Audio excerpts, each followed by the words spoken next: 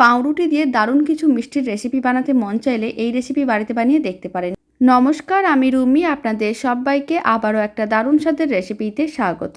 প্রথমে আমি কয়েকটা পাউরুটি নিয়েছি। এখানে স্লাইস পাউরুটিগুলো নিয়েছিলাম, সাইডের লাল অংশগুলো কেটে বাদ দিয়ে দিলাম।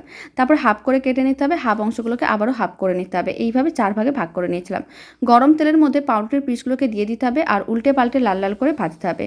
বেশ লাল লাল করে ভেজে নেওয়ার পরে প্লেটে তুলে নিতে হবে আর দিয়ে দিলাম 1 বাটি চিনি আর অল্প একটু জল।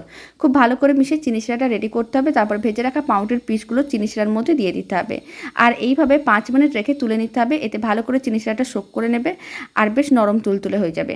এদিকে আমি কিছুটা পরিমাণ জল নিয়েছি, তার মধ্যে গুঁড়ো দুধ মিশিয়ে দিলাম আর দিয়ে দিলাম চিনি। সমস্ত কিছু ভালো করে মিশিয়ে মিশ্রণটাকে ঘন করে একটা ঘন মালাই রেডি করতে হবে। 1 চিমটির মতন এলাচ গুঁড়ো দিয়ে দিলাম।